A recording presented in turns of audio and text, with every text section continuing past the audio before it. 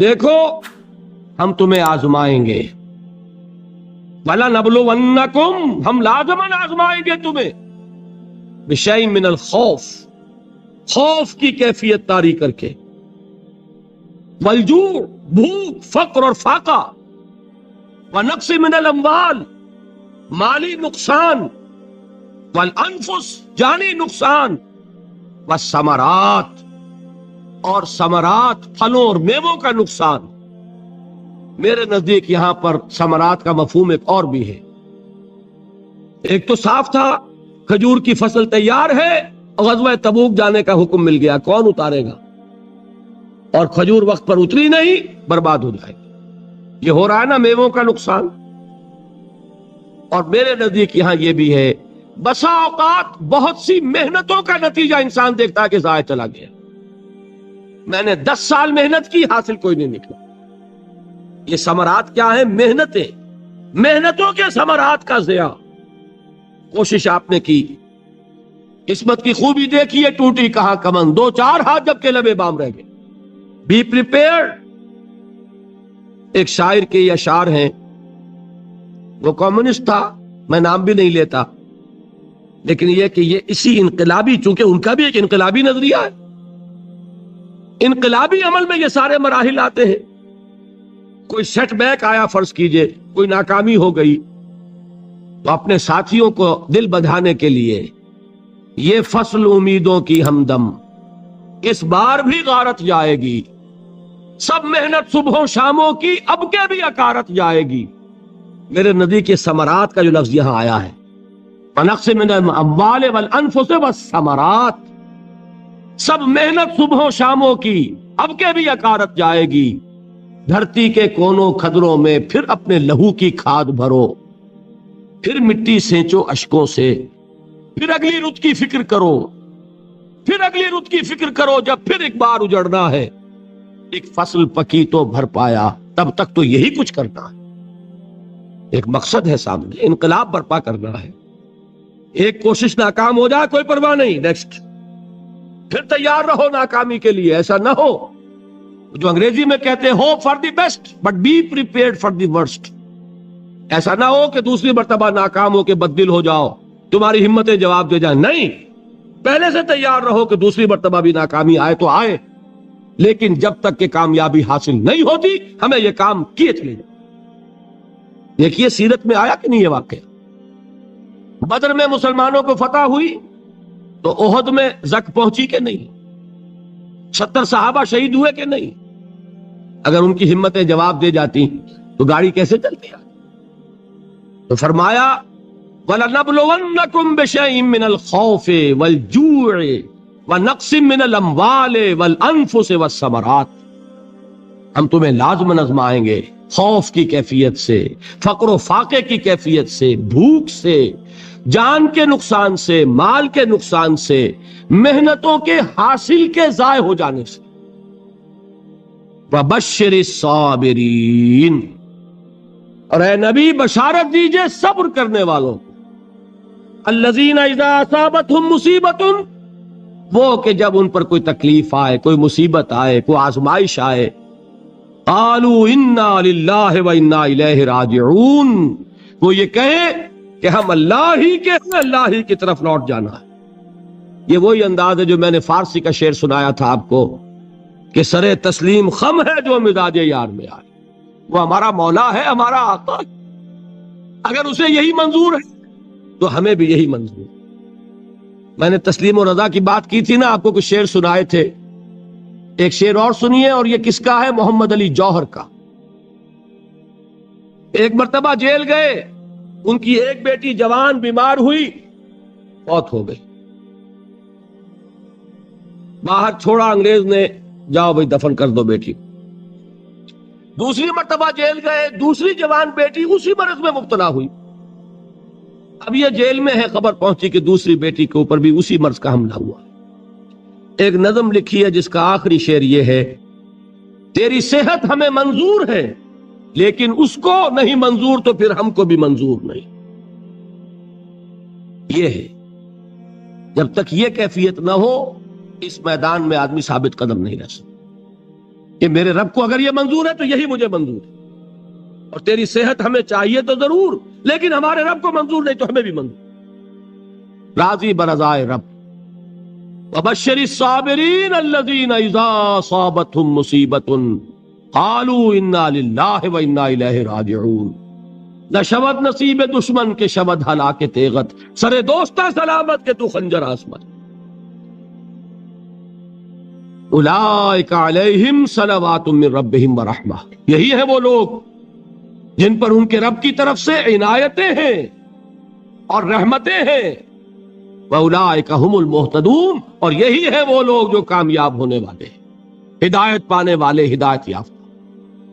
اسی سورہ بقرہ میں ذرا آگے چل کر، یہ تو ہے 20واں رکوع، 19واں رکوع، 21ویں رکوع کی پہلی آیت ہے لَيْسَ الْبِرَّ أَن تُوَلُّوا وُجُوهَكُمْ قِبَلَ الْمَشْرِقِ وَالْمَغْرِبِ وَلَٰكِنَّ الْبِرَّ مَنْ آمَنَ بِاللَّهِ وَالْيَوْمِ الْآخِرِ وَالْمَلَائِكَةِ وَالْكِتَابِ وَالنَّبِيِّينَ وَآتَى المال على حبه ذوي القربى واليتامى والمساكين وابن السبيل والسائلين وفي الرقاب وأقام الصلاة وآتى الزكاة والموفون بعهدهم إذا عاهدوا والصابرين في البأساء والضراء وحين البأس۔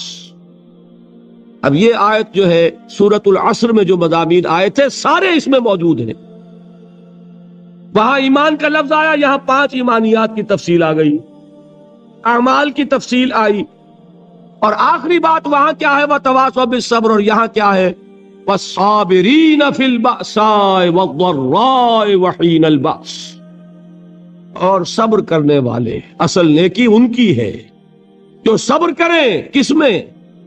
جنگ کے وقت، ذرائے، باسائے، باسا کہتے ہیں فقر اور فاقہ، واحد آئے گا باس تو اس کے معنی جنگ، اور باسا جمع میں آئے گا تو فاقہ، فقر، بھوک، اور ذرائے جسمانی تکلیف، ضرر، جسمانی تکلیفوں میں صبر کرنے والے، فقر اور فاقے میں صبر کرنے والے، اور جنگ کے وقت صبر کرنے والے۔ اولئک الذین صدقوا واولئک هم المتقون، یہ ہے وہ لوگ جو صبر کرنے والے ہیں، یہ ہے جو سچے ہیں، جو اپنے دعوے میں نیکی کے اور ایمان کے صادق ہیں، اور یہی وہ لوگ ہیں جو متقی۔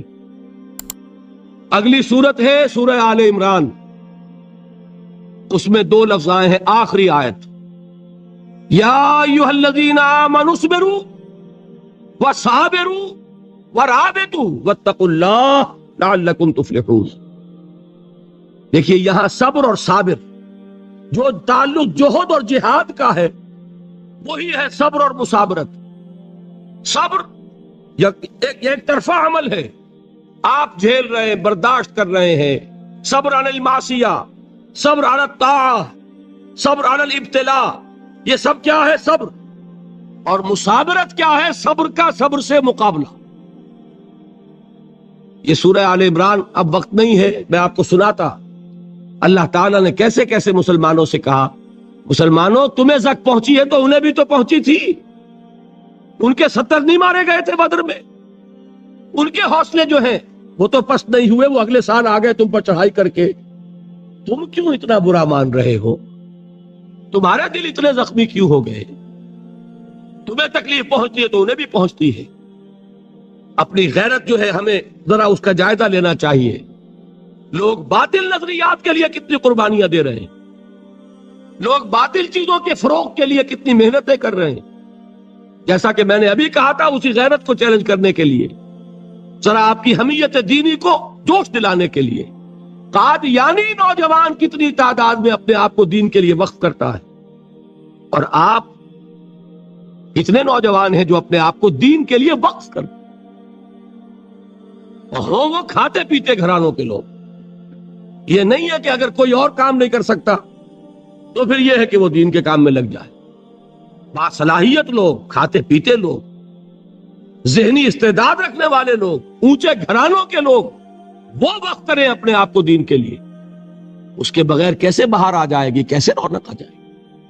تو دنیا میں باطل نظریات والے جو ہیں، یہ بات کہی گئی ہے، مسلمانوں تم اگر توحید کے لیے لڑ رہے ہو، دیکھتے نہیں ابو جہل کو، اس نے گردن کٹوائی ہے شرک کے لیے، شرک کے لیے گردن کٹوائے، اور تم توحید کے لیے گردن کٹوانے کو تیار نہ ہو. اس نے گردن کٹوائی کہ نہیں کٹوائی؟ اور کس طرح کٹوائی ہے؟ جو کہ بڑا متکبر قسم کا، فرعون قسم کا شخص تھا. جب گردن کاٹنے لگے تو کہتا ہے ذرا نیچے سے کاٹنا، تاکہ جب تم نیزے کے اوپر چڑھاؤ میرے سر کو تو اونچا نظر آئے، معلوم ہو سردار کا سر. وہ بدبخت مرتے ہوئے بھی جو اس کی یہ کیفیت تھی نا، اس کو ذہن میں رکھیے. یہ اس لوگوں نے قربانیاں دی، جانیں دی. تو فرمایا اگر تم ان سے زیادہ قربانی نہیں دو گے، جو نوٹ کر لیجئے اس کو، مجرد اگر حق کو غالب کرنا اللہ کے ذمے ہو تو آنے واحد میں غالب کر دے گا، تمہیں تکلیف ہی دینے کی ضرورت نہیں.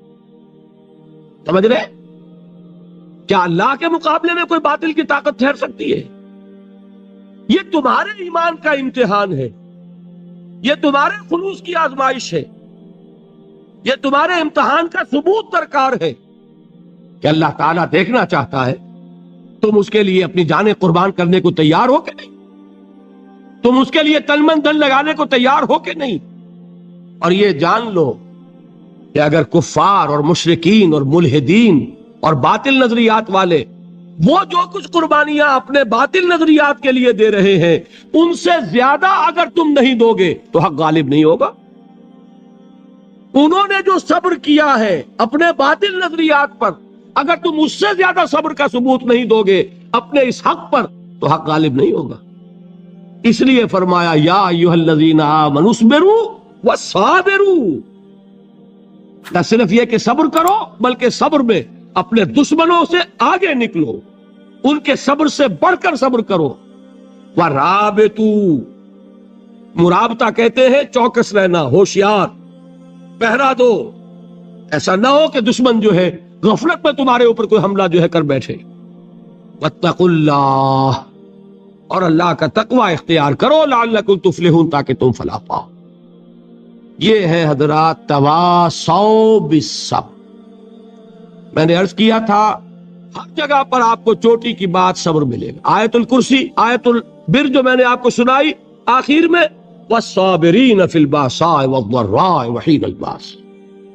حمیم السجدہ، وما یلقاها الا الذین صبروا وما یلقاها الا ذو حظ عظیم. اس کے بغیر تو نہیں ہوگا. چھوٹ دلے لوگ، کم ہمت لوگ، عزیمت نہ رکھتے ہو، حوصلہ نہ رکھتے ہو، برداشت نہ رکھتے ہو، تحمل نہ کر سکیں، لالچ سے ڈگمگا جائیں. دیکھیے یہ بھی میں نے چونکہ بات کہی تھی، سن لیجئے سیرت سے. حضور صلی اللہ علیہ وسلم کے بارے میں جب مکے کے سرداروں کو یہ یقین ہو گیا کہ تشدد ہمارا فیل ہو گیا ہے، نہ محمد بدل ہوئے نہ ان کے ساتھی صلی اللہ علیہ وسلم ورضی اللہ تعالی عنہم اجمعین، تو انہوں نے دوسرا پاسا پھینکا.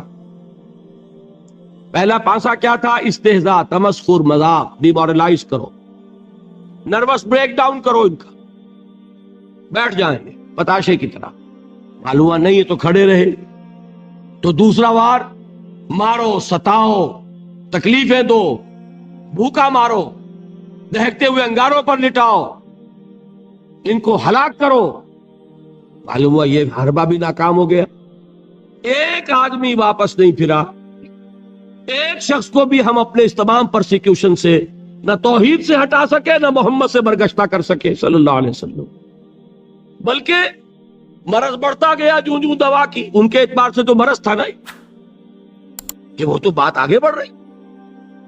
ہم نے جتنا دبایا تو جو کہا ہے کہ اتنا ہی یہ ابھرے گا جتنا کہ دبا دیں گے، تو ہمارا دباؤ جو ہے وہ ناکام ہو گیا. تو تیسرا بار آیا تھا، وہ کیا تھا؟ سفارت آئی ابو طالب کے پاس. دیکھو ابو طالب، تمہارا بھتیجا جو ہے وہ ہمارے معبودوں کو باطل ٹھہرا رہا ہے، ہم تنگ آ چکے ہیں. اگر تو اسے بادشاہت چاہیے، اگرچہ ہم کسی بادشاہت کے عادی نہیں ہیں، لیکن ہم اسے اپنا بادشاہ بھی مان لیں. اگر اسے دولت چاہیے تو اشارہ کرے، ہم سیم و زر کے انبار اس کے قدموں میں لگا دیں. اور کہیں نکاح کرنا چاہے اشارہ کر دے، جس اونچے سے اونچے گھرانے میں وہ چاہے گا قریش کے، ہم اس کی شادی کر دیں گے. تینوں ہی لالچ ہے نا دنیا میں. ویسے تو زر زن زمین، آپ کے ہاں یہ تین زے مشہور ہیں. زر زن زمین، زمین کو اقتدار سمجھ لیجئے، قوت سمجھ لیجئے، دبدبا سمجھ لیجئے. زن، زر اور حکومت، تینوں پیشکشیں انہوں نے کی. دیکھیے یہ ہوتے ہیں مرحلے تحریکوں کے لیے بہت ہی نازک. نبی کے لیے تو خیر کوئی امکان نہیں تھا. غیر نبی ہو تو سوچے گا نا یہ بادشاہ بنا رہے ہیں، بادشاہ بنو، اس وقت تھوڑا سا کمپرومائز کر لو، پھر ہاتھ میں قوت آ جائے گی تو پھر سب ٹھیک کر لیں گے. اگرچہ کبھی ٹھیک نہیں ہوتا، وہ ٹھیک ہوتا ہے اسی پروسیس سے جو محمد الرسول اللہ نے اختیار کیا. یہ تمام ٹیمپٹیشنز ہوتی ہیں، راستے سے بھٹکانے کی کوشش. یہ دباؤ سے نہیں مانے تو یہ لالچ جو ہے یہ انہیں ہٹائے. کیا جواب تھا حضور کا صلی اللہ علیہ وسلم؟ چچا نے جب بات کی ہے، انہیں براہ راست تو حضور سے بات کرنے کی جرت نہیں ہوئی تھی، ابو طالب کے واسطے سے بات کی. چچا نے جب بات کی ہے آ کر، حضور نے فرمایا چچا جان اگر وہ میرے داہنے ہاتھ میں سورج اور بائیں میں چاند رکھ دیں تب بھی میں یہ کام نہیں چھوڑ سکتا. تو عزیمت میں نے کہا تھا صبر کیا ہے؟ اپنے طے کردہ راستے پر بڑھتے چلے جانا، نہ کسی ٹیمپٹیشن سے، نہ کسی پریشر سے، نہ کسی تکلیف سے، نہ کسی ایذا سے، نہ کسی استہزاء سے، کسی سے بھی متاثر ہوئے بغیر اپنی منزل کی طرف پیش قدمی کیے چلے جانا. یہ ہے صبر. یہ صبر کی آخری منزل ہے. اور انقلابی صبر جو ہے اس میں ایک مرحلہ آتا ہے پیسیو ریزسٹنس، ایک آتا ہے ایکٹیو ریزسٹنس. ایک میں صبر محض ہے، جھیلو برداشت کرو، کوئی ریٹیلیشن نہیں. اور ایک وہ آتا ہے کہ اب آگے بڑھو. بڑا پیارا مصرع ہے، آگے بڑھو یا وقت کی رفتار روک دو. وہ آگے بڑھ کر پھر نظام باطل کو چیلنج کیا جاتا ہے. اور پھر جنگ ہے. ان اللہ یحب الذین یقاتلون فی سبیلہ صفا کانہم بنیان مرصوص.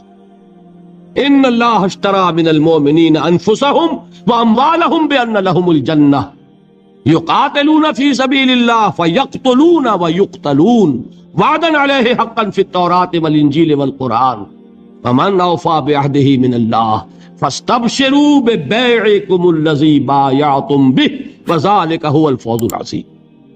اللہ نے اہل ایمان سے ان کے جانیں اور ان کے مال خرید لیے ہیں جنت کے عوض. نتیجہ کیا ہے؟ وہ جنگ کرتے ہیں اللہ کی راہ میں، قتل کرتے بھی ہیں، قتل ہوتے بھی ہیں. بدر میں 70 کو قتل کیا، مسلمان شہید ہوئے 13.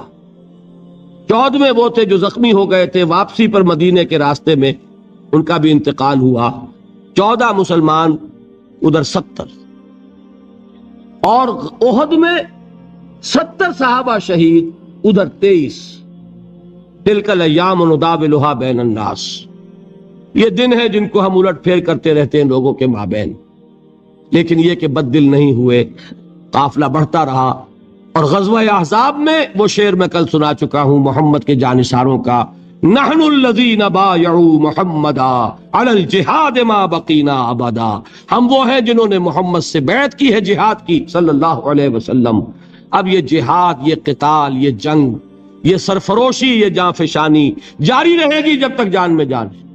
یا تخت یا تختہ، یا اللہ کا دین غالب ہوگا اور یا ہم اپنی جانیں اسی کام میں اللہ کے حوالے. اللہ تعالیٰ مجھے اور آپ کو اس کی توفیق دے کہ ایمان کے عملی تقاضوں کو پورا کرنے میں اللہ کے دین کی دعوت کے لیے، دیکھیے تینوں لیول میں نے بیان کر دیے. پہلی سطح پر اللہ کی بندگی، خود اسلام، خود اطاعت میں صبر عن المعصیہ، صبر علی الطاعہ. اللہ کی اطاعت پر صبر، معصیت سے رکنے پر صبر. دعوت میں اپنے کیریئر، اپنے خوشنما مستقبل کا صبر. اور استہزاء اور تمسخر اور مذاق اور فقرے اور جملے جھیلنا، واصبر علی ما یقولون. انقلاب اور اللہ کے دین کو قائم کرنے کے لیے صبر. Passive resistance, active resistance. ایک صبر محض ہے، ایک مثابرت ہے. ایک یہ کہ جھیلو برداشت کرو لیکن ہاتھ نہ اٹھاؤ. اور ایک یہ کہ آگے بڑھو، باطل کو للکارو اور جان ہتھیلی پر رکھ کر میدان میں آ جاؤ۔ یہ 6 صبر میں نے آج آپ کو بتائے، 2 صبر ہیں ہر لیول کے۔ میں نے عرض کیا تھا کہ یہ تینوں لیول سامنے ہوں گے تو ہی مختلف چیزوں کے جہاد کے درجات بھی تب سمجھ میں آئیں گے اور صبر کے مراتب بھی سب سمجھ میں آئیں گے۔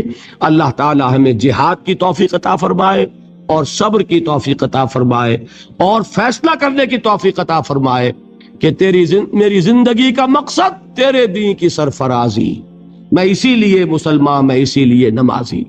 دیکھیے جو 2-3 اعلانات ہوئے تھے ان میں میں چاہتا ہوں کہ وضاحت کر دوں۔ ہم نے یہ سوچا کہ یہ سوالات کے لیے جو ہم نے ایک نشست رکھی ہے بہت کم لوگ اس سے استفادہ کر سکیں گے، لہذا یہ ترمیم کی گئی ہے کہ کل سے جیسے آج بھی ہوا ہے، آج 2.25 گھنٹے ہو گئے، لیکن کل سے میں پابندی کروں گا کہ 2 گھنٹے سے کسی صورت میری تقریر زیادہ نہ ہو۔ اس کے بعد آدھا گھنٹہ، پونا گھنٹہ، گھنٹہ جو بھی ہوا، میں تیار ہوں آپ کے سوالات کے جواب دینے کے لیے۔ اس طرح یہ کہ اگر 1 گھنٹہ بھی ہم ایڈ کریں تو یہ 3 دن جو ہے 16، 17، 18 3 راتوں میں 3 گھنٹے ہمارے ہو جائیں گے، تو میں اس کے لیے تیار ہوں تاکہ آپ حضرات استفادہ کر سکیں۔ لیکن اس میں درخواست کیا ہے؟ نمبر 1، آپ میرا امتحان لینے کی کوشش نہ کریں۔ میں نے کوئی دعویٰ نہیں کیا، کوئی علمیت کا دعویٰ نہیں، کوئی عالم ہونے کا دعویٰ نہیں، میں تو ایک خادم ہوں دین کا اور قرآن کا طالب علم، لہذا کوئی بھی امتحان لینے کے لیے سوال نہ کیے۔ ویسے بھی یہ چیز در حقیقت نیت کے اعتبار سے درست نہیں ہوتی، سوال استفہام کے لیے ہونا چاہیے، جو بات آپ واقعی سمجھتے ہیں کہ سمجھ میں نہیں آ رہی وہ بات پوچھیے، نمبر 1۔ دوسرے یہ کہ فقہی سوالات نہ کیجیے۔ میں نے کوئی فقہی مسئلہ یہاں چھیڑا ہے؟ کوئی نہیں چھیڑا۔ دیکھیے فقہی مسلک ہوتے ہیں، ایک اہل حدیث مسلک ہے، ایک حنفی مسلک ہے، ایک مالکی مسلک ہے۔ ہم ان مسلکوں کے اندر اگر ان کے اختلافات میں پڑ گئے تو دین کا مثبت کام نہیں ہو سکے گا۔ میرا فیصلہ یہ ہے، میں نے جو جماعت بنائی ہے تنظیم اسلامی، اس کا یہ اصول ہے کہ جو جس کا فقہی مسلک ہے وہ اس پر عمل کرے اور وہ اپنے مسلک کے علماء سے مسئلہ پوچھے۔ اگر وہ خود صاحب علم ہے، اجتہاد کر سکتا ہے کرے، مجھے کوئی اعتراض نہیں ہے تو اپنے علماء سے فتویٰ پوچھے۔ میں فقہی سوالات کے جوابات نہیں دیا کرتا، میرا جو طریقہ ہے میں اس پہ عمل کرتا ہوں، آپ کا جو ہے کریں۔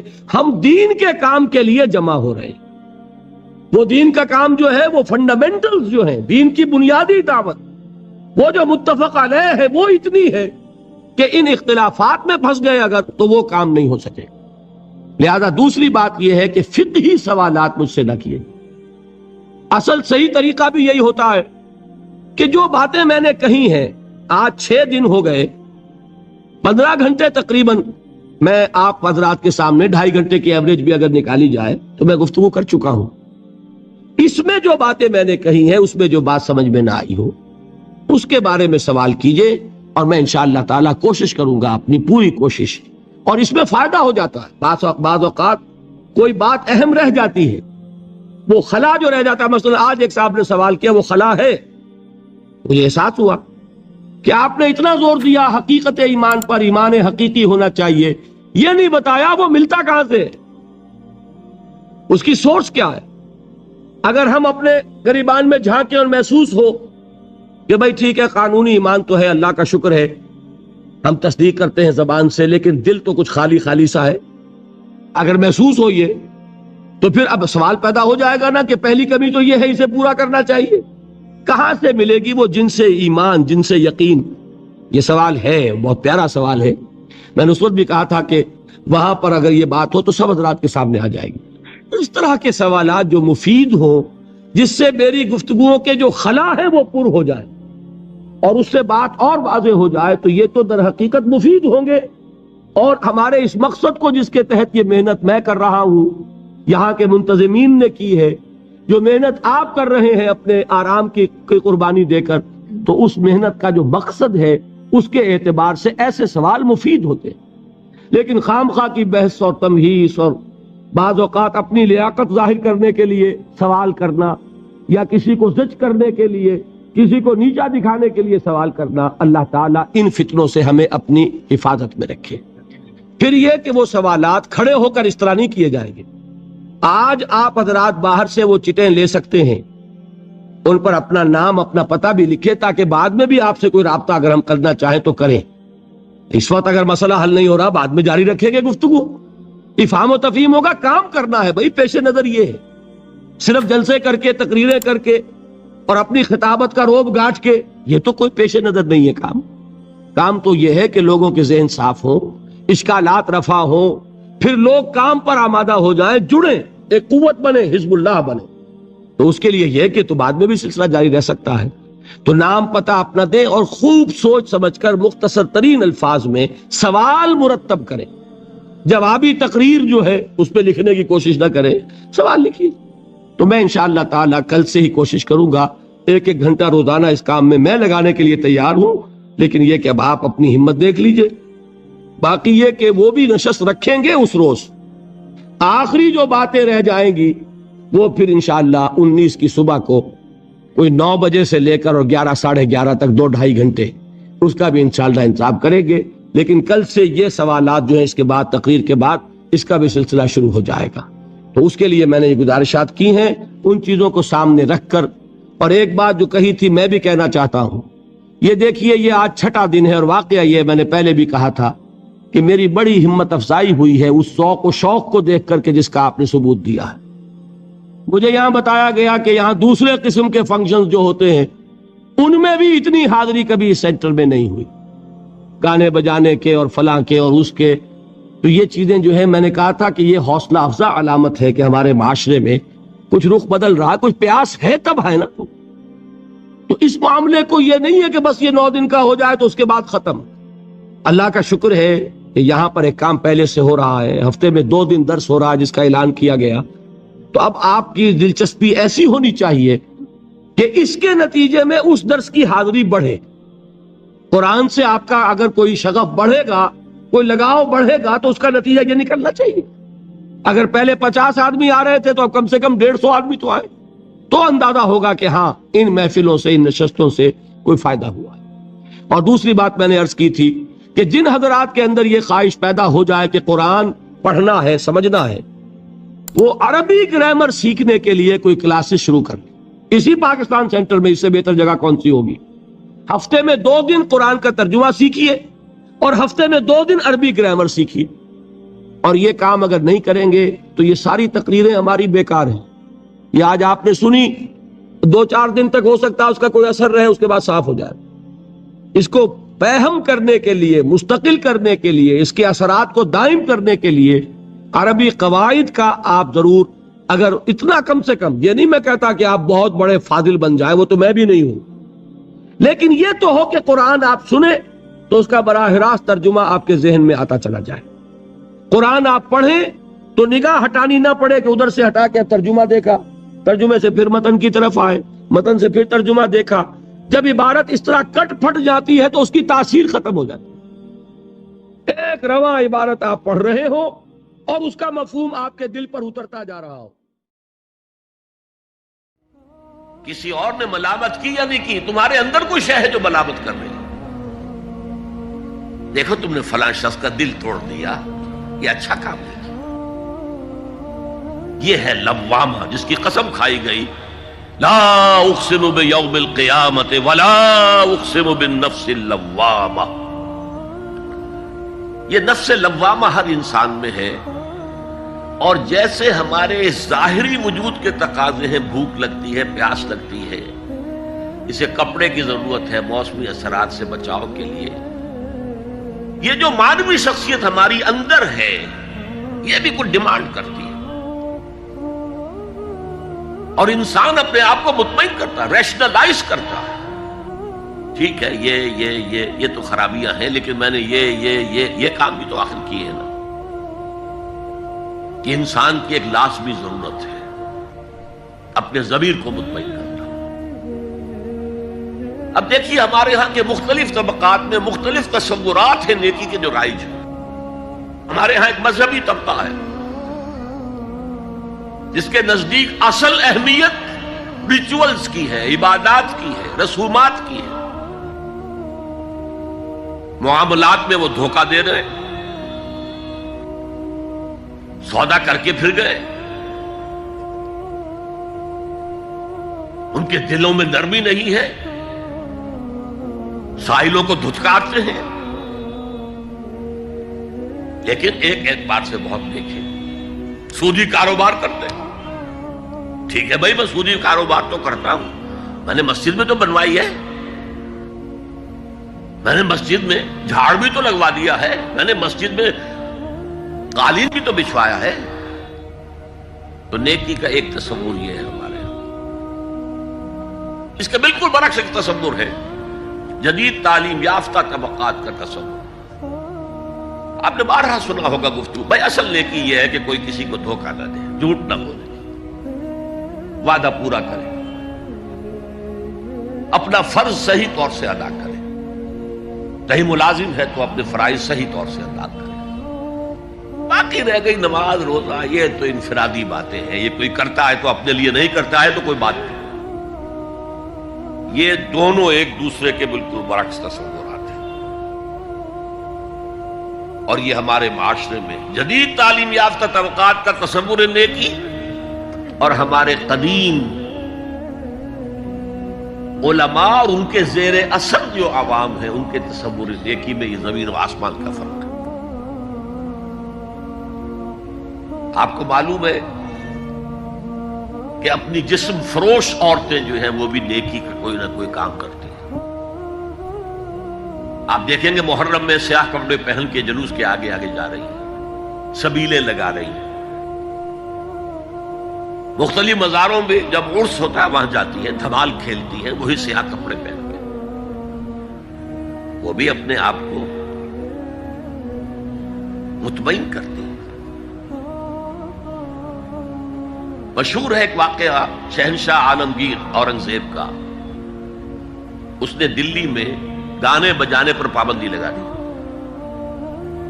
اب ظاہر بات ہے جن کا یہ پیشہ تھا ان کا دھندا ختم تو آمدنی ختم.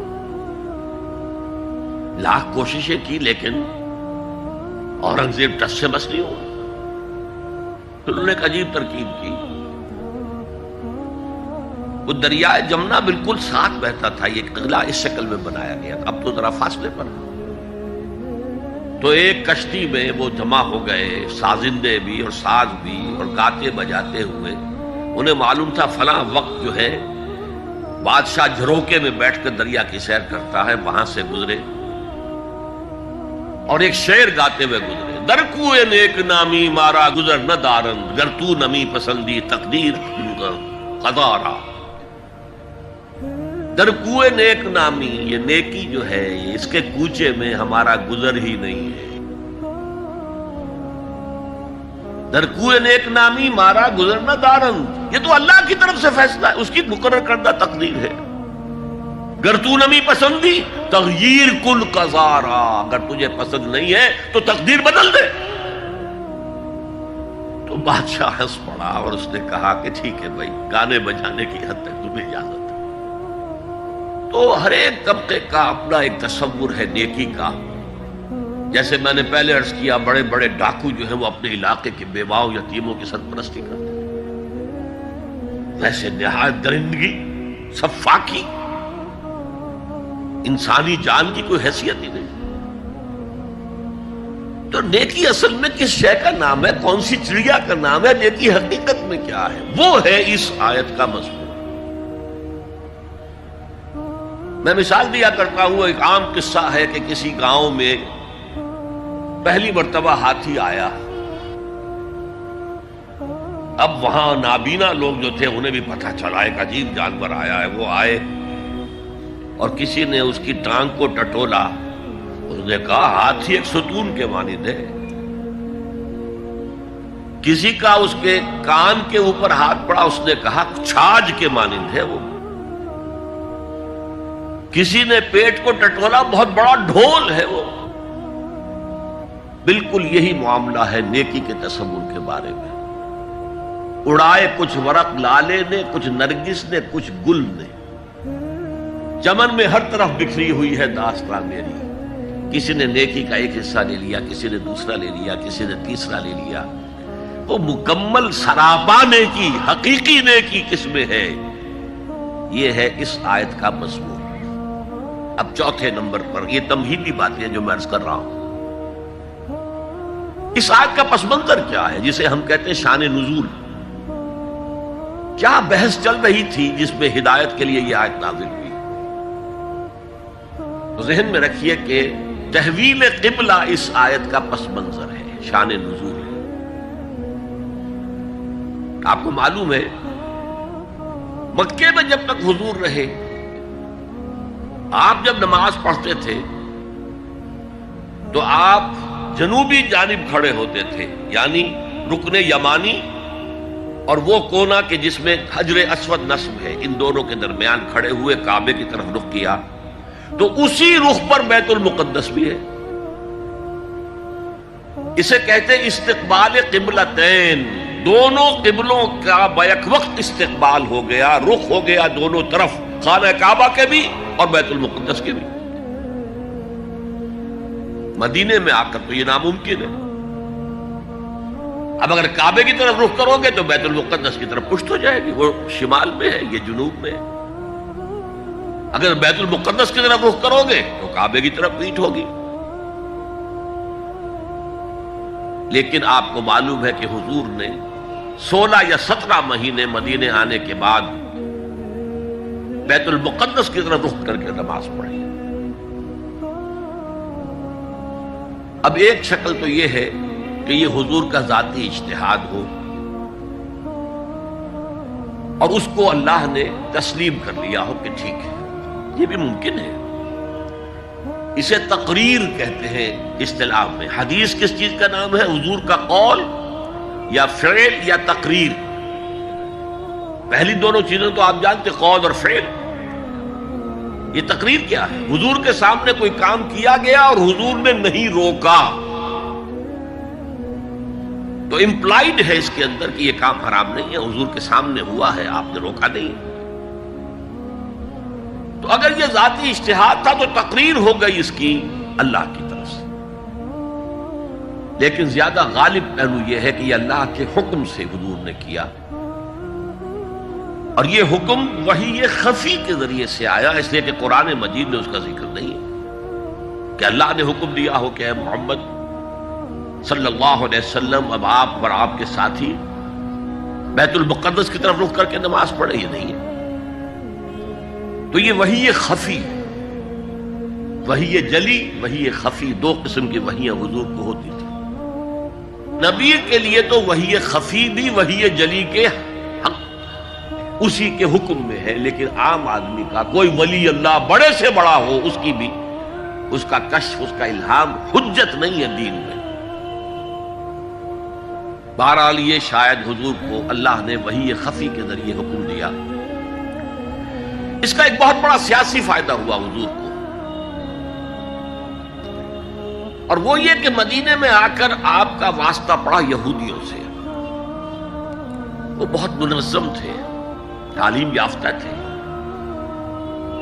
بہت کلچرڈ تھے، ان کے ہاں فقہا تھے، ان کے ہاں مفتی لوگ موجود تھے۔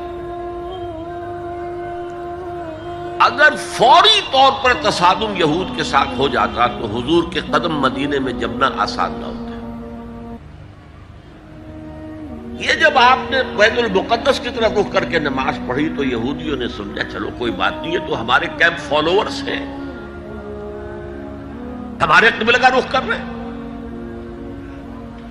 لہذا فوری طور پر ان کی طرف سے کوئی مخالفت وہ پیش نہیں آئی، اور اس 16 مہینے میں حضور کو اپنے قدم جمانے کا مدینہ منورہ میں پورا موقع مل گیا۔ بلکہ پہلے 6 مہینے اس میں جو ہے بہت ڈیسائسو ہے، 3 کام آپ نے 6 مہینے میں کیے ہیں تو بالآخر بہت ہی زیادہ فیصلہ کن ثابت ہوا۔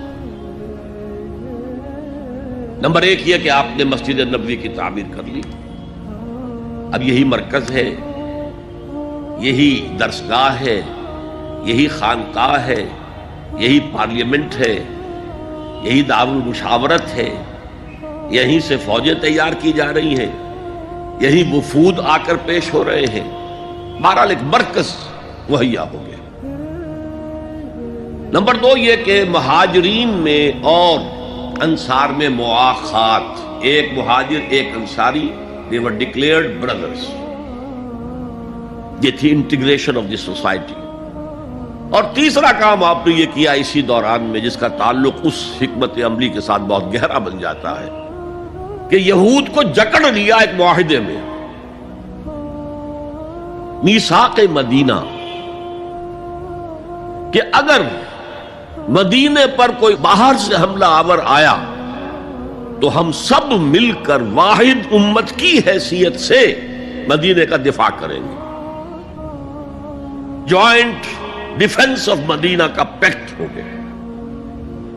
اور یہ چیز بھی حضور کی کامیابی میں بہت فیصلہ کن ثابت ہوئی.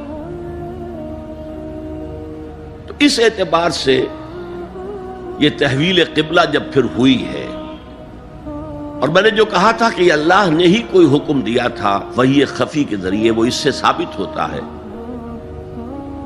کہ نہ صرف بہت سے مہاجرین پر یہ بات شاخ گزر رہی تھی، خود حضور پر بھی شاخ گزر رہی تھی کہ میں پیٹھ کیے ہوئے ہوں کعبے کی طرف. چنانچہ قرآن مجید میں یہ آیا ہے، قد نرا تقلب وجهك في السماء، اے نبی ہم آپ کے چہرے کا، نگاہوں کا آسمان کی طرف اٹھنا بار بار دیکھتے رہے. آپ منتظر تھے کہ وقت آئے، حکم آئے، وحی آئے اور میں رخ بدل دوں. وما جعلنا القبلة التي كنت عليها الا لنعلم من يتبع الرسول ممن ينقلب على عقبيه. یہ اللہ نے اپنی طرف منسوب کر دیا، اور ہم نے وہ قبلہ جس پر تم اب تک رہے ہو 16 مہینے 17 مہینے یہ مقرر کیا تھا تاکہ دیکھ لیں کہ کون ہے رسول کا اتباع کرنے والے اور کون ہے جو اپنے الٹے پاؤں پھر جانے والے. کیا مطلب ہے اس کا؟ مہاجرین مکے سے آئے تھے، ان کے دلوں میں عظمت جو ہے کعبے کی وہ پلی ہوئی تھی اندر ٹھوک ٹھوک کر. اب دیکھا اللہ نے حکم نہیں دیا وحی جلی کے ذریعے سے، یہ رسول کا حکم تھا. گویا کہ یہ ایک امتحان ہو گیا کہ کہیں تمہاری حمیت جاہلی، تمہاری محبت جو تمہیں کعبے سے ہے، وہ تمہیں اسلام سے پھیر تو نہیں دیتی. آیا تم رسول کے حکم کو مقدم رکھتے ہو اور اپنی کسی سابقہ حمیت، جسے حمیت جاہلی ہم کہہ دیں گے، اس کو مقدم رکھتے ہو. یہ ایک سخت امتحان تھا جس میں کہ اہل مکہ جو مہاجرین تھے وہ مبتلا کیے گئے. اور خاص طور پر یہ بات کہ رسول کا حکم ماننے کی تاکید، چاہے ابھی قرآن میں کوئی آیت نہیں آئی ہے، لیکن حقیقی مومن کے لیے رسول کا فرمانا بھی ایسے ہی ہے جیسے کہ اللہ کا فرمانا. اس کی تربیت بھی ہو گئی. لیکن یہ کہ اکثر کا معاملہ یہ تھا کہ یہ معاملہ شاخ گزر رہا تھا، یہاں تک کہ حضور کا معاملہ بھی تھا. قد نرا تقلب وجهك في السماء فلنولينك قبلة ترضاها. تو اے نبی ہم بدل دیں گے قبلہ وہ جو آپ کو پسند ہے.